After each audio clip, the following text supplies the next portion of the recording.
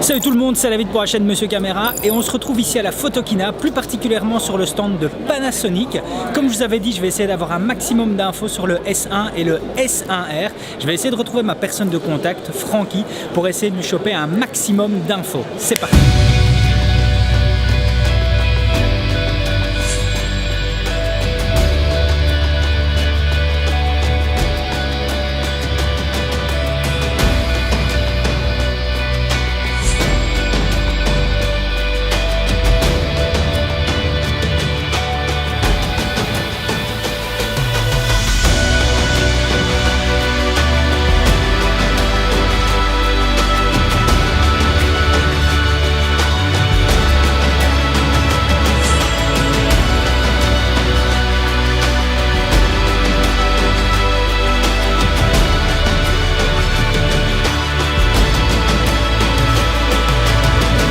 Bon, malheureusement, même si j'ai eu accès en tout cas à une partie un peu plus privée et où j'ai pu vous faire de magnifiques photos et de très beaux plans, j'espère, du Panasonic S1, j'ai pas eu plus d'infos que ça.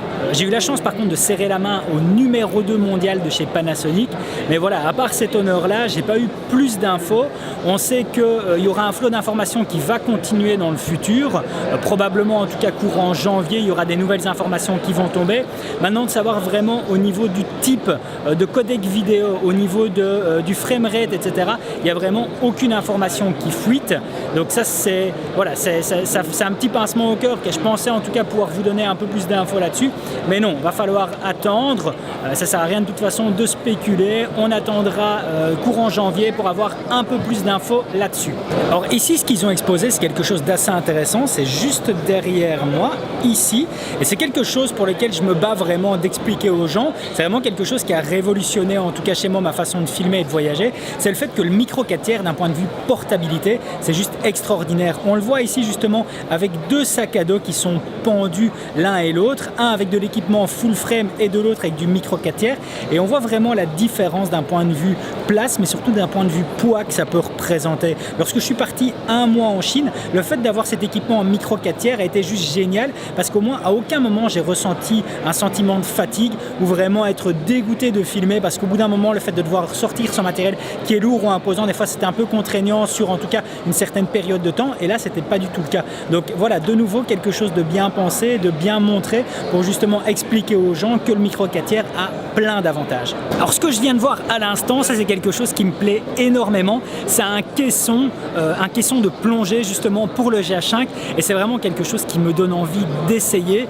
Il n'y a rien à faire, des plans en tout cas sous-marins, c'est juste extraordinaire d'un point de vue personnel quand on arrive à sortir quelque chose d'un point de vue plongée sous-marine, quand on arrive à sortir de magnifiques images ou des beaux plans vidéo. Ça c'est vraiment quelque chose qui fait plaisir. En tout cas moi c'est quelque chose qui me ferait plaisir. Je sais bien qu'à l'époque j'avais pu réussir à sortir quelques beaux plans, ne fût-ce qu'avec ma GoPro, mais celle-ci n'avait pas vraiment de possibilité. Enfin je n'avais pas en tout cas tout ce qui était filtre de lumière, filtre rouge, etc., qui sont vraiment importants si on veut exploiter les belles couleurs qui sont justement présentes dans l'océan. Et ici le fait d'avoir un boîtier comme celui-ci, c'est quelque chose qui me plairait vraiment de pouvoir exploiter ça. Et je compte bien essayer de faire une petite demande, voir si je peux pas avoir un tel jouet à prêter lors justement d'une de mes sorties, que ce soit à l'étranger ou même tout simplement en piscine, pour vous montrer en tout cas les résultats qu'il est possible d'avoir avec ce type de caisson. Alors petite info bien sympa, si vous venez à la Photokina, n'oubliez pas de prendre votre appareil avec vous. En l'occurrence ici chez Panasonic, si vous venez avec un de vos appareils de la gamme G, de la gamme Lumix, eh bien vous pouvez très bien le faire nettoyer gratuitement. Une révision complète, donc il nettoie entièrement le capteur. De nouveau, ça c'est un des avantages avec un salon comme la Photokina. Voilà, j'en ai fini ici sur le stand de Panasonic. Maintenant, je vais bouger justement à d'autres endroits. C'est intéressant de voir justement ce qui se trouve juste derrière moi. On le voit ici, 4K et 8K. Parce que oui, au final, ce dont on a parlé aujourd'hui, c'est quelque chose qui arrive dans les prochains mois. Mais dans les prochaines années, il va falloir s'attendre justement à des nouveaux formats vidéo avec de la 8K. Donc ça, c'est quelque chose, comme ils disent, aujourd'hui 4K, demain 8K. C'est de nouveau, ce sont aussi des excitations d'un point de vue technologie. On est curieux, on veut voir ce que nous réserve demain. Voilà, si la vidéo vous a plu, n'oubliez pas de mettre un pouce bleu et surtout à vous abonner à la chaîne pour être tenu au courant des prochaines sorties.